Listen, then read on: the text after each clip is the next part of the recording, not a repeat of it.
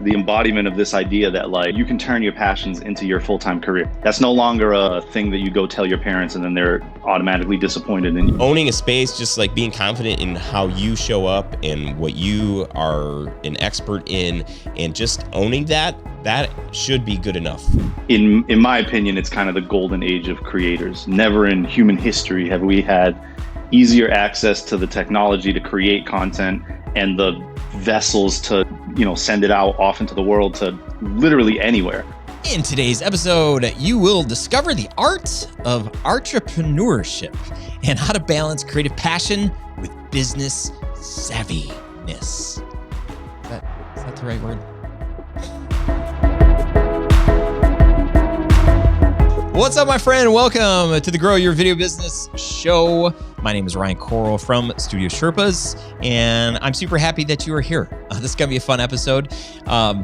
This show is for you if you're a filmmaker, corporate commercial filmmaker, you're in video production, and you really want to hone your business skills. So we have conversations all around sales and marketing, mindsets, even production stuff. Not necessarily gear unless it's ways to use gear to help you buy back more time and do other things so that you can build a more sustainable business and do this work longer. That's what I want for you, because I believe in the importance of our work. I believe in the power of our work, and I'm certain that you do too. And it's a lot more than just knowing how to get the shots and making beautiful pictures. There's a lot more that goes into this thing. You need to be able to charge what you're worth. You need to make a good living so that you're not starving and not having to worry. Because when we're hungry, like not hungry and like, oh, I want to get after that. But when we're like literally like our body is hungry or we're constantly worrying or thinking about, am I going to have enough money to do the things I need to do in my business or in my life? That really impacts our creativity and our ability to show up and to bring our full selves. So I want you to have a business that runs, that's predictable, that you actually have some excess and you don't need to worry. Right? You can let worry kind of do its own thing, but not in your life, not a part of you. So that's my hope for you.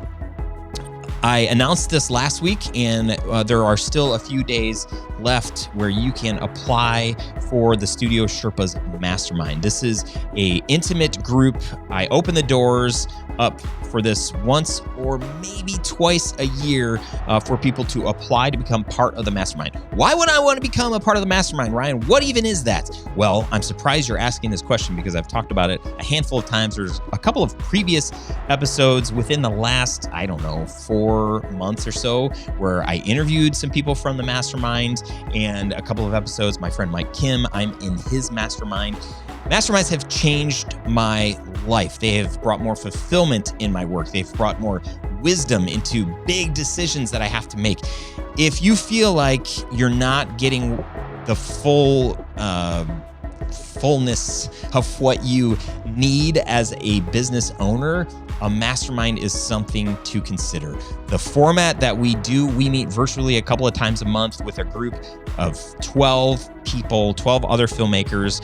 And every time we meet, we have 2 or 3 people that have a hot seat. They get 20 to 30 minutes to share something in their business or to ask a big question, to get different perspectives. You've got people from all over in their production businesses that have experienced different things in life that are maybe a couple of steps ahead or a couple of steps behind, but we all have experience and we all have intuition, and we have things that we can speak into other people, even if it's a word of encouragement. So I've benefited so much from the Studio Sherpas Mastermind. I've paid and invested a lot of my own time and money into masterminds that aren't ones that I'm leading. So I believe in them. They've been incredibly helpful. If you're curious, go to studiosherpas.com/mastermind, and you can learn more about this mastermind experience that we offer. We meet at least once a year for a retreat. This year, we actually met twice in person, and both times were fabulous. Although I will say the trip to Florida was maybe my favorite because I was able to escape a little bit of the Michigan winter. So that was pretty cool. So that's my commercial for the mastermind. If you feel like, man, I think 2024, that's my year to check out the mastermind, go to the website, read the stuff, fill out the application. It's not going to hurt you. Really, if anything, you're just going to get a better understanding of like, what is the expectation if you're in a mastermind? And then if it seems like it might be a good fit, then we'll have a phone call. You and I will chat, and I've got some questions. If you have more questions, you can ask those, and then we'll fill the group up. So there's a few more days to fill out this application before we start filling our group. Again, studiosherpas.com/mastermind. Now, let's get into today's episode. What's up, friends? Hey, welcome to another episode of the show. Today with me is Mr. Ethan de Aguiar. Ethan is a filmmaker and Artrepreneur. Am I saying that? Is that the way you say that? Yeah, it's word? a little tricky phonetically, but yes. Yeah, that's it. Awesome. So, Ethan, super glad to have you. Welcome to the show. Thanks for having me. I'm really excited to be here. Me too. Minus my epic head cold. But this just shows my commitment to this community and just my love for what we do. Early in the morning, my head hurts. It's fine. It's going to be fine. But I am super excited that you're here. Tell us, what is that? Like, this is your self-proclamation. I'm an entrepreneur. What does that mean? Define that for us. Yeah, so I forget how I stumbled upon this word, but I saw it one time and I was just like, I like that. I think it's just this the embodiment of this idea that like you can turn your passions into your full-time career, and that's no longer a thing that you go tell your parents and then they're automatically disappointed in you. You know, it's and I think with my individual work, I really embrace that kind of role, I guess, if you want to call it that. Because I'm out to change that narrative of starving artists into thriving artists. Like, in my opinion, it's kind of the golden age of creators. Never in human history have we had easier access to the technology to create content and the vessels to, send it out off into the world to literally anywhere. Yeah. So I think we're, stepping into a golden age if we're not already in there. And I'm just excited to make those dreams and those passions a reality for me. That's great. How did you get started in filmmaking? I have the same kind of story as everybody else, like picking up the family camcorder on family vacations and things like that. And then that kind of evolved into one Christmas or something. My parents must have bought me a camera because I started making these home movies with like my action figures and things like that. And I'd always my mom would work and my grandmother would watch us. Me and my sister, and then I would kind of like, play around, make these videos, and then kind of show it off to her when she got home from work. And then when I got to high school, I got into skateboarding, and that was just like super fun. Mm-hmm. And, I had all those dreams of being a pro skater, and then I realized quickly that probably wasn't going to happen, but I had so much fun documenting my friends, and it really was just kind of trying to record all the good times that we were having. And then that's when I think that's when I got into editing outside of just in the camera. Because before that, I was still working with like mini DVs and everything. So all the editing was done in camera. And that's when I really started falling in love with editing, which I think then maybe I didn't define it at the time, but I think that was the beginning of my road towards realizing my true passion was storytelling. Mm. And then it just grew from there. I went to college for communications, majored in filming and editing. And then out of college, it was tough to find a job in the beginning because I think colleges are always set up to have you working in like a TV studio or kind of like that Hollywood realm. And they don't really teach you how to be like an entrepreneur. And so it was a little bit tough, but then I got into weddings, started doing that for a while. I really enjoyed that because I think it really sharpened my sword as a filmmaker. You got to be decisive. You got to be resourceful. You can't have people, redoing their first kiss in a ceremony or anything. And then one day I just, wasn't completely fulfilled with where I was and kind of gained the confidence to go off on my own and started doing that and haven't looked back ever since. That's a good, very important question. The action figures that you were making movies of, which action figures were those? Oh man, so many. So there was like, you ever heard of Gundams? No. Those like big robot dudes way back. So that was like a Japanese, I think, cartoon. There was that. There was like, I have this Gene Simmons like horror kind of Yep. action Yep. figure, Legos, like Marvel characters, stuff like that. So good. Yeah. Oh man, my if I had a camera as a little person, I would have had He-Man guys and Star Wars guys, and then probably steal my sister's Barbies and destroy them.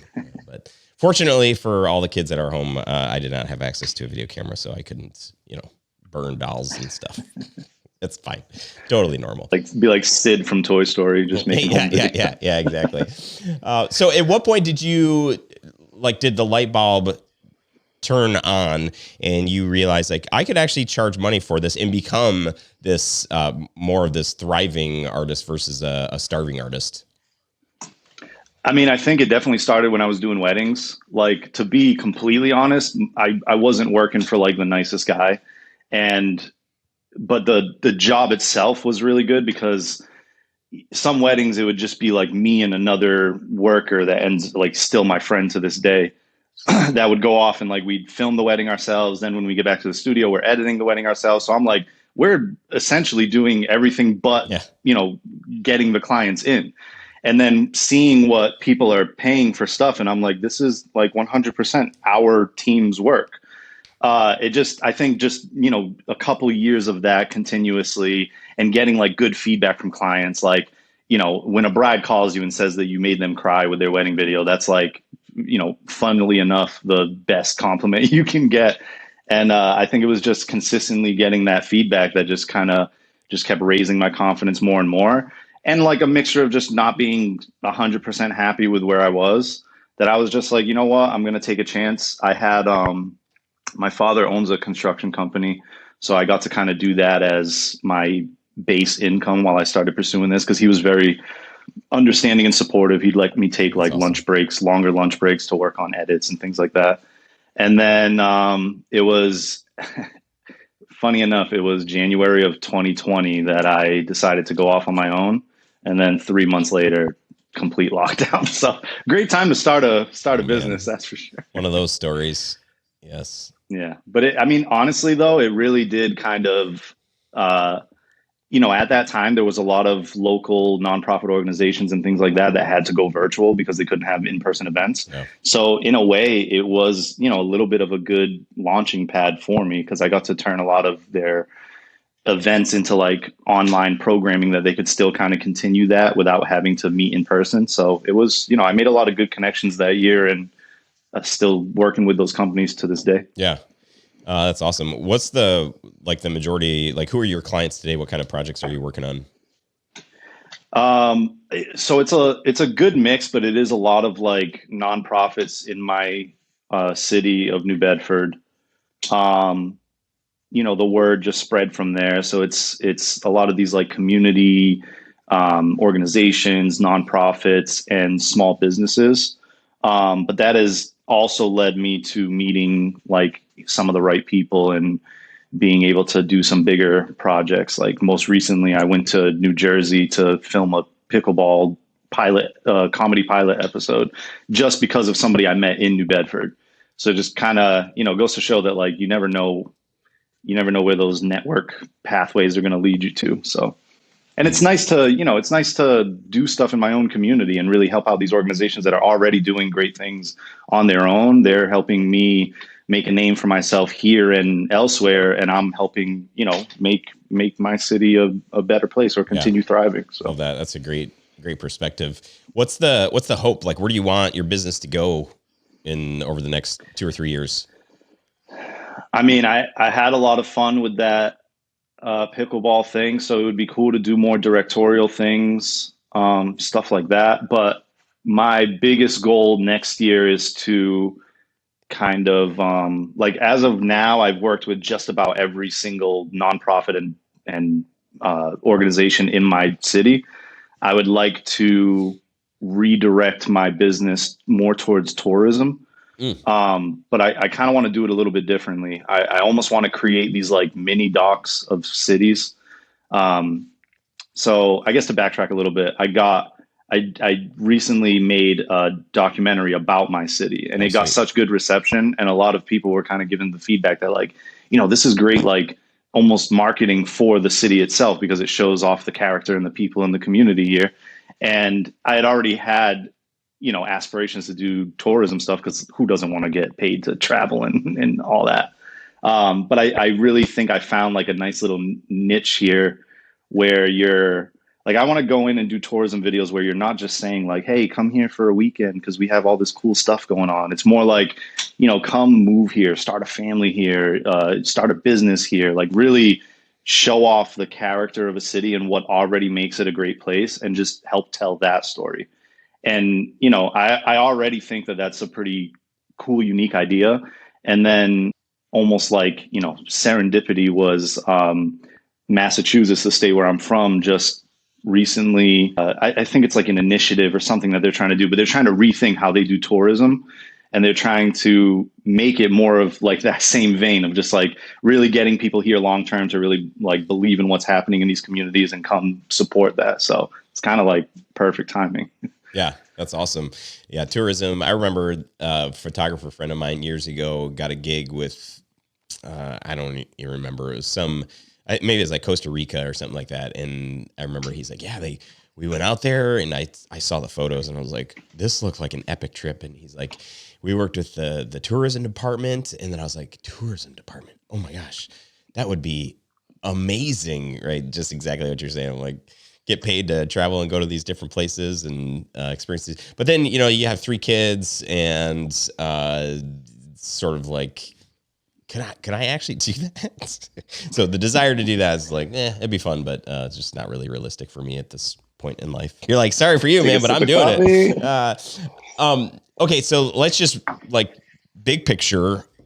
Let's say you do get these cool opportunities to do more tourism things 5 years from now, right? Like, do you have like a bigger vision for your business, like predictability, or is this something that you're hoping that maybe one day you could sell, or what would be the big hope for what you're doing? Yeah, I think, and I'm already kind of actively doing that now. So I have my first full timer coming to work with me middle of next month. And Awesome. I see that kind of more as a partnership than an employee. And my goal is to kind of set up my business here so that all the clients that have been used to coming to me for these years now, I've been in business, I'm closing in on my 4th year of business, that they still have this high quality video production. Not that there's not other options. There's great, videographers and filmmakers around here, but just that keeping that kind of those gears turning and setting something up here, almost like a legacy that I'm leaving, while I pursue some things as like still a production company, because obviously doing these tours and videos, I'm going to need help. I'm going to need, a team of people, but pursuing some more things that might not make me money in the beginning, but could lead to something cool. Pursuing those as like an individual artist, and then whatever does work, come back, bring it here, make it a team thing. But even further than that is I want to just set up something in my city that is beneficial for the city itself and the people that live here. So, like, for example, I'm working with a team of people now to try to bring a permanent film festival to my city. And the way we're running that is we kind of want to run it like not kind of, we want to run it like a nonprofit.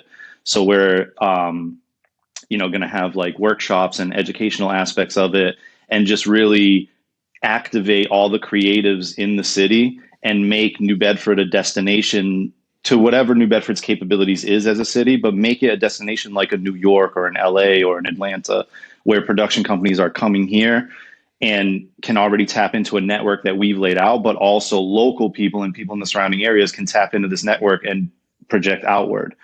So, I mean, it's really just that. It's kind of just like, not just, I want to pursue my own passions like this tourism thing, and like I have a vlog on YouTube. That's a lot of fun. I'm going to be able to keep doing that, whether I get paid for it or not. But I really want to just use my position and my, skills and everything else to just do as much as I can for other people, so that I can, I almost want to be the person I wish I met 5, 10 years ago when I was first trying to figure out how I was going to make a living out of this. And I just want to just make I feel like the trend is it's already getting easier and easier for people to do this, but they still need that kind of confidence boost and that guidance a little bit to show them not only is it possible, but here's how you can start. Here's how you can break into this. And I think that would be the most rewarding thing for me is all of the things that I've been blessed with making this my career to offer that to aspiring creatives. I love that, dude. That's really fun. I love the idea too of building a film festival and just all the workshops, and that would be really fun. Big undertaking for sure, but for your city, man, that would be incredible to be able to offer something. Yeah, like and that. luckily we have a team of real passionate people that are willing to put in the work like me, that can kind of see the longer term vision and things like that. Because it'd be impossible for me to try to do it on my own. Oh yeah. So it's lucky that I'm in a city that's surrounded by a lot of motivated and driven creatives. And also the city itself has really been embracing arts and culture for years now. I think that they're one of those cities that really sees the value in having a thriving creative economy in your city. And that just makes everything a lot easier to get done. Yeah. Yeah. I'm going to go into coaching mode here for a moment, if you'll allow me to. Yeah. The best people are eternal students. So I'm always open to it. I resonate with that. So you said next month you've got a full-time person starting working with you. Yep. And you said you're seeing that more as like a partnership versus an employee, right? So unpack that a little bit more. Like, is that something that you've discussed with this person? Are they a partner in this business, or what is your thought behind that? Yeah. So, it's kind of like bringing him on with just this long-term vision. So it's not like, he's just looking for a job. He's looking for something that's, I've been open with him that this industry is at times unpredictable, but I've also recognized that I'm taking on so much work that I just need that help. And I've hired freelancers before and stuff like that, but it's somebody that can really has the dedication and the drive to be in something long-term and that can do pretty much what I can do. He's somebody that the reason I'm kind of bringing him on as a partner instead of just an employee is because I could send him off on a job on his own and he's going to do that job virtually the same way that I would do it. So he's another me essentially, but his own creativity, his own, unique things that he's bringing to the business and just adding that value. And because of the immense value that he's going to be adding to the company, that's why I want to bring him on as more than just an employee. If you get side jobs on your own, like he really enjoys doing colorist things like color grading footage, working with lighting during the shoots and everything. I hope that I can be more of like a leader and not so much a boss, so that I can create this environment where it's like you can focus on being creative in the things that you already like. And if I have another person out there actively pursuing outside work to bring to the company, that's even better because they're basically doing what I do, but now I have two people doing it instead of just one. So that's how I see it. I'm taking on more work now than one person can handle. But I think once, I have him on, he's just like me. So I'm effectively doubling my work capacity and my flow. So structurally, like, is he, the way that your business defines it, is he a partner? Are you going to switch from however your business structure is right now to a partnership? What is that expectation? What is he thinking? Yeah, I think in the beginning, we've talked about it. And in the beginning, he's basically just going to be a long-term contractor. We got like a significant split of profits and things like that to just keep him happy, so that basically he's not in the greatest position right now at the work that he's doing. So I'm already, just me, without knowing what the math was with what he's getting paid, where he's at now, I started just kind of doing my own thing of like, okay, I need this person. I've known him for a long time now.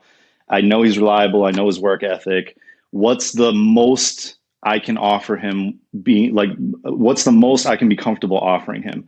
And when I did that math and then talked to him about it, was totally open about it, it ends up being almost 4 times what he's getting paid now.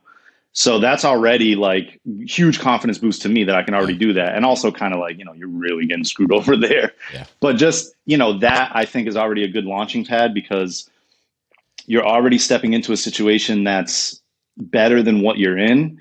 And yet you are sacrificing a little bit of that predictability. But the trajectory that I've been on for the past 4 years has honestly been phenomenal. And not only is it already able to continue into this year, like I already have enough work to give him, probably already cover like a third of his salary for the year. Wow. With just the projects I have right now that I could give him. And then it's going to open me up to be able to pursue those bigger projects, those things that, like I said, might not have a return right away, but could lead to something more steady and more, bigger than just a one-man team can handle. And yeah, so it's kind of like, that's basically the gist of it. I love the heart behind what you're setting up. When you first said that, like there were sirens, lots of red flags going off in my mind based on my own history and my own story. The first employee that I ever hired, he was a younger guy, just graduated from college and was ready to, he got some kind of media broadcast degree or something like that. And he was great. He was so great because he was hungry. He had some experience, and we were mostly filming weddings at that point in time. And so I basically replicated myself. I remember going out to dinner one night on a Saturday, and I didn't go film this wedding that we had on the books. Like, he went to film it, and I was on a date with my wife, and I was like, this is amazing. This is incredible. My problem was that I did not define his role clearly enough. And I wanted to be seen as, you said it too, like more like a leader versus a boss, or just a mentor. I just didn't like CEO. I didn't like boss. I didn't like what the connotation of those words were. And that's kind of my own baggage. And eventually what ended up happening, because we never really defined the relationship or the expectation for his role clearly enough. I just shared this story with a friend a few days ago. We were on this job in Cancun, and we both went, and I went with the intention of connecting with all these very influential people down there. And I brought him to come and film and just allow us to be able to create some cool footage. And I filmed a little bit. I think I did a handful of interviews, but mostly it was just trusting that he was going to do this stuff. Well, because he's wired very similarly to me, he wanted to be schmoozing and he wanted to be building relationships. And so, we're like 3 days into this trip, and I was like, oh, hey, like this event is happening at this time. Can you go film that? And he's like, well, I wanted to go like mingle and do that. And I'm like, well, I know, but like, I need you to. And so then like this tension built, and it was so awkward, and I was so frustrated because I'm like, dude, I'm thinking in my head, I'm like, I'm the boss, but I never really set that out at the very beginning. So as annoyed as I was, as frustrated as I was, because he was really pushing back, and he really thought of himself as an equal to me in the business. And he had every right to, because I was afraid of owning that job and that responsibility. And so it got very, very unhealthy, and he kind of became this poison inside of our culture. And there were 2 other employees that I had that he was influencing. And at one point in the business, I had more than half of my employees that were not on the same page with me. And they were just like very bad for the culture that I was trying to create. So I bring all of that up to hopefully encourage you, to help you think, sure, maybe he's coming on as a contractor and you guys have this, handshake agreement, which I think it's good, but defining the relationship as early on in the process is so crucial, so that when things do really take off, or when he gets a really big a referral job from something that you kind of helped find, but you're cool with him doing some freelancing. But then you're like, well, shoot, that kind of came through this relationship. So shouldn't that be part of like what I am building here?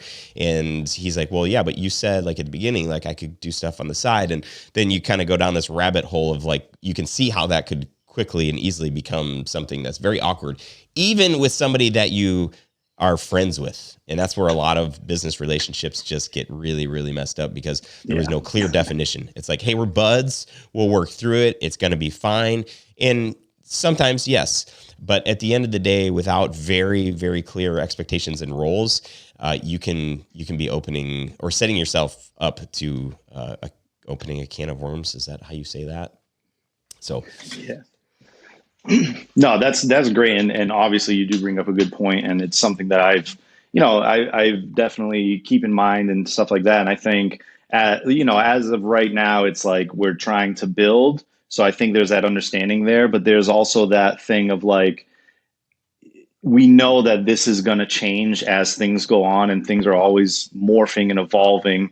And I think really, I mean, the only thing you can really do with that is just keep, open, honest communication, make sure that you're kind of revisiting that idea every so often to just kind of like, even if you even define it in the beginning, like you said, have a conversation a few months later, redefine it, make sure everybody's still on the same page, everybody's happy, everybody's comfortable with how the company's moving forward and things like that. And I think that ties back into my whole idea of like being a leader, not a boss. It's like, as much as there is this kind of like expectation of like, if you're going to come work with me, you're going to work because I'm a worker, and you're not going to come in here and like, I'm not going to hold any hands. Like, it's not going to be like a boot camp kind of thing where it's like harsh, but you're going to work and I'm going to push you to be better than you think you can be. And I just think having that attitude and everything, but just also not expecting that from people. Like, I know no matter what I think I'm replicating and I'm having another me, I know that nobody is exactly like me. So I just got to kind of, keep that open, honest communication and kind of cultivate that culture within this company. Yeah, I think that's good. That's really smart. I would recommend that like a quarterly check-in, right? Like each quarter, let's just check in. Let's just talk about where things at, what's working, what's not, and what issues might there be. Let's address those and then just kind of figure this thing out. That's probably a smart rhythm. It's 90-day sprints where you're doing the stuff, and it versus like, I think a lot of times people might think, well, like at the end of the year, we'll review. It's like, you can, but a lot can happen over the course of a year, and you can fix a lot of things if you address them before, 365 days. So that would be a recommendation. Yeah. Or even just like, we have a job that we thought was going to go one way, and then it did a bunch of stuff happened and it wasn't what we expected or whatever. Let's reassess now. Like, let's make sure that this, at least the way it was, doesn't happen again. How can we, improve? I think it's always that idea of like always trying to improve as an individual in a business, and always realizing that no matter how much you think there's always more that you can learn. Yeah, that's good. Yeah. And I think this is my last thought on this. I had another business that I launched a few years ago, and I had a partner in the business, and I chatted with a lawyer friend of mine who does like business partnerships, and he recommended, he's like, hey, like let's create this as a partnership, and you can do 50-50, but he's like, my recommendation is you do 51-49, and you can split up the profits and the whatever, you can do that 50-50 or however you want to do that. But as far as like when it comes to the structure of the business, having one person at the end of the day that has the final say in case there's a stalemate. That's why, his recommendation was like do 51% ownership, 49% ownership, as far as decisions go. And I thought that was really smart, but I also was like, well, we're not going to get to that point in the business where like, we're friends. It's going to be fine. And lo and behold, we got to a spot in the business some years later where somebody had to exit. Like, it just wasn't going to keep going how it was. And fortunately, the structure of the business, we had this laid out, said, hey, if we get to a spot where we are going to end this relationship, what are the options? How do we do that? And it was all laid out in the contract that we agreed to. And we knew who, at the end of the day, one person had the final say. So there was all that trust on the front end to say, okay, let's do this. Let's have this one person be in the spot that, makes the final decision. And that would be my encouragement for you as you're doing this. You can think of this person as a partner, talk through that, identify like exactly what does that mean. But at the end of the day, again, in my experience, having it very clear that at the end of the day, when it comes down to a decision, somebody has the final say, and here's who it is, and here's why, and here's how we'll work it out. That way, when things don't, go the way anybody's thinking, there's a very clear path to how do we get through this. Yeah, and I think that's obviously great advice for any business owner. And I think that while there is that mutual understanding between us now, I think that also means that we're both very comfortable with being able to like, all right, let's actually lay this out on paper, see what it looks like, make sure we're both happy with this before we like actually step into this in a more like substantial, professional, on paper, legal kind of way. Yeah, love that. Well, dude, this has been super fun. What's your, like, as you think about the audience and who listens to the show, how would you inspire them or encourage them? Whew, man. I mean, as cliche as it sounds, like, don't stop. If you really love what you're doing, you're not going to stop anyway. And there is opportunity for you to be able to do this long term, for you to design the life that you really want. And if you step into something like when I first got into weddings, that was like, wow, finally I'm out of college. I got my first video job, and it wasn't what I imagined it to be. It doesn't stop me. It's like, okay, this didn't work out, but how can I make it, how can I really craft this? What did I learn from this experience that I can take forward to the next one?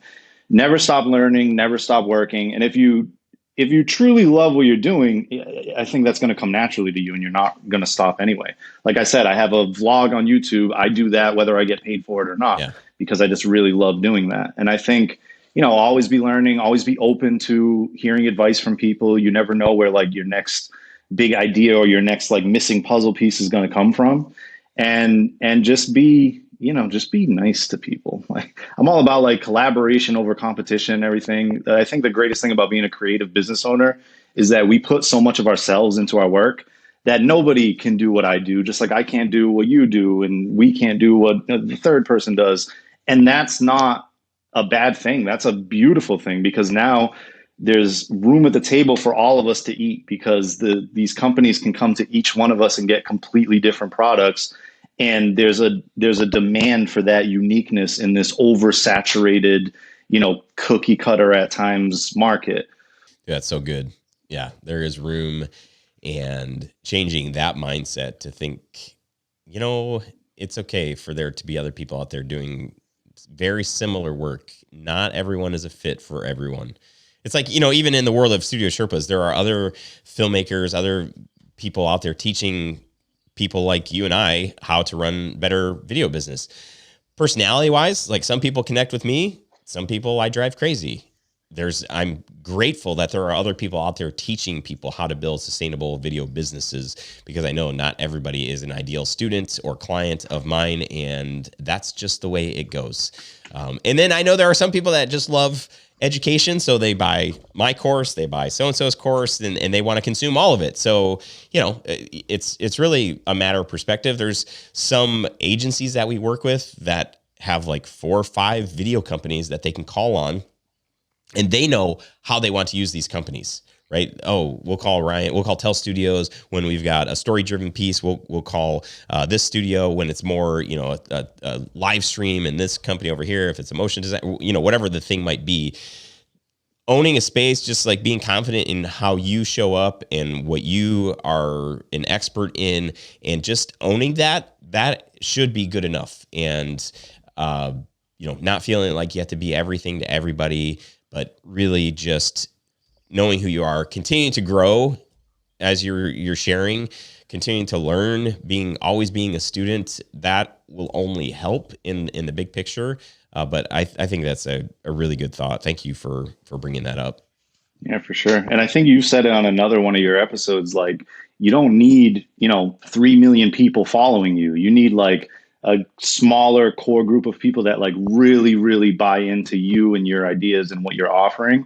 And that's success right there. And I think if people really focus on like cultivating and really capitalizing on your strengths, and then getting better at your weaknesses and learning more and stuff like that. But if there's something that, like, again, my buddy, he's a lot better at lighting and coloring than I am. So if I have a coloring or lighting job, I'm going to give it to him because he's stronger than me in that area. And I've had more opportunities collaborating with people than trying to like outbid people. So I think just, focus on not only what you're good at, but what you want to do, and then leave the rest up for collaboration. Yeah, I love that. Ethan, this has been super fun. How can people follow along with your work and whatever else you got going on? Yeah, so you can follow me on most socials, ethan.de.aguiar, Aguiar, Instagram, YouTube. I'm very active on Instagram, and I use it as kind of my platform to let people know what I'm up to, where they can go for more information, stuff like that. And yeah, that's pretty much it. I'm really open. I answer all comments and DMs for now. Don't have a huge following, but I hope that even if I do get a huge following, that I'll still be that guy. So yeah. Awesome, dude. It's been super fun. Thank you so much for sharing with us today. Really appreciate you and wish you nothing but the best. Yeah, thanks for having me on. This was a lot of fun. Appreciate it. All right, my friend, thank you so much for hanging out with me today. So good. Give me some feedback. If you're watching the video, leave a comment. Let me know what your big takeaway is from this episode. If you want to shoot me an email, you can do that, Ryan, R-Y-A-N, @studiosherpas.com. If you're interested in the mastermind, remember, time is running out. Go fill out your application. Read more about it at studiosherpas.com/mastermind. And let me know if there's anything I can do for you. If there's anything you need, even just whatever, shoot me a message, okay? Would like to hear from you. This doesn't have to be a one-sided conversation, you know what I'm saying? Okay, that's all I have for you. I will see you on next week's episode. Until then, onward, my friend. See, t-shirt. All right, okay.